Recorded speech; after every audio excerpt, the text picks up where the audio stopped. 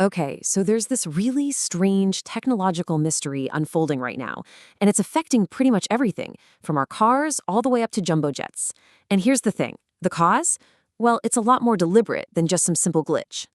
So just imagine this for a second. You're driving your Tesla, let's say, through downtown Dubai, and all of a sudden, your map goes haywire. It's telling you you're not in the city anymore. No, it insists you're hundreds of kilometers deep in the desert. And it's not just cars. At the very same time, you've got this enormous 300-meter-long ship out in the Arabian Gulf. It checks its location, and its super advanced systems say it's on dry land. A massive ship just sitting in the sand, according to its own GPS. But this is where it gets really alarming. We look up at the sky, or rather at the flight tracking data, and a passenger jet looks like it's teleporting. One second it's over Sharja, the next it's instantly at the Oman border, zipping back and forth in a pattern that's just physically impossible. So, what in the world is going on? Is this some kind of massive global software bug? Are all our most advanced navigation systems just breaking down at the same time? Well, the answer is a hard no. This is no accident. What we're actually seeing are the effects of an invisible weapon, a weapon that's being used right now in modern conflicts, and it's targeting the one system that pretty much all of us rely on every single day, and that's GPS. The name for this is GPS spoofing, and it's a type of electronic warfare where the attacker doesn't just block the signal. No, they do something much sneakier. They hijack it. They feed your phone, or your car, or your plane a stream of false information to make it think it's somewhere it's absolutely not. You know, this idea isn't even new. The military started weaponizing GPS way back in 1991. But something big happened in 2011 that really changed the game. And now, well, today, this technology is so widespread, it's become a totally new and really disruptive part of modern conflict. Okay, so to really get how spoofing works, we've got to take a step back and understand how GPS even works in the first place, right? How does this magical system that gets us to the coffee shop and also guides missiles actually know where we are? It's actually fascinating. We've got 31 of these satellites orbiting the Earth right now. And here's the crazy part.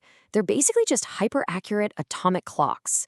All they do all day long is broadcast one tiny signal, which is just the exact time. That's it. Your phone, your device, does all the heavy lifting and the complicated math. And this is the secret sauce. It's called trilateralation. So your phone gets a signal from one satellite. It calculates how long that signal took to travel, which tells it you're somewhere on the edge of a giant circle. Okay, still pretty vague. Then it gets a signal from a second satellite. That creates another circle, and now you're at one of the 2 points where they cross. Getting closer, and then boom, a third satellite signal comes in, and there's only one single point where all 3 circles intersect. And that, right there, is your exact location. All right, so if you want to mess with this system, you've really got 2 options. There's jamming, and then there's the much, much smarter method, spoofing. And believe me, the difference between these two is absolutely crucial. This breaks it down perfectly. Jamming is just brute force. The analogy here is perfect. It's like screaming in a library. You just blast so much radio noise that the real faint GPS signals get drowned out. Your device just says, I give up, no signal. Spoofing, though, that's deception. That's elegant. Instead of screaming, you whisper elegantly wrong directions. You broadcast a fake signal that looks perfectly real and is just a little bit stronger than the real ones coming from space. Your phone happily locks onto it with absolutely no idea it's being lied to. And this right here, this is the battlefield.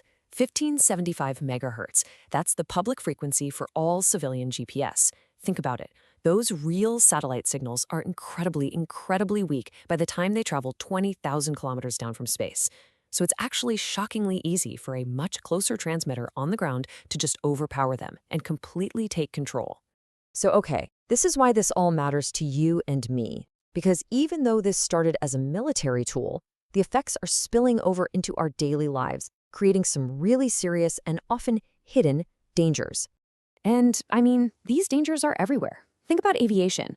A pilot could be flying completely blind to their real position, and that crucial system that warns them they're about to fly into a mountain, it could fail. Or what about global finance? Every single stock trade is time-stamped using GPS. If you mess with that time by even a millisecond, you could theoretically crash the entire market. It could send giant cargo ships into the wrong place, causing collisions. And for you and me, it could mean that Uber never arrives, or worse, an ambulance can't find you when it matters most. So let's bring it back to the battlefield. How is this actually being used as a weapon? Because this isn't just theory anymore. We have seen a jaw-dropping example of just how effective this can be. We have to go back to 2011. This was the year the world got a massive wake-up call about the real power of GPS deception. Get this, a top-secret U.S. stealth drone, an RQ-170, is flying a mission over Iran. Now, the Iranians didn't shoot it down with a missile. No, they did something way smarter. They spoofed its GPS. They basically tricked the drone into thinking it was heading home. They fed it fake coordinates that made it believe it was landing safely back at its base in Afghanistan.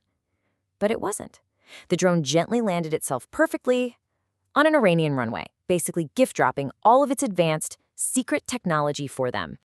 That one event was proof. It showed everybody that warfare itself is changing. It hammers home this new reality that future wars aren't just going to be fought with gunpowder and tanks. They're going to be fought with invisible radio waves and by manipulating the data that all our tech depends on. And all of this really leaves us with a huge question, right? In a world that is so completely run by these invisible signals, for everything from getting directions to making a phone call, who really controls our reality? And maybe more importantly, just how vulnerable are we when the signals we trust can be so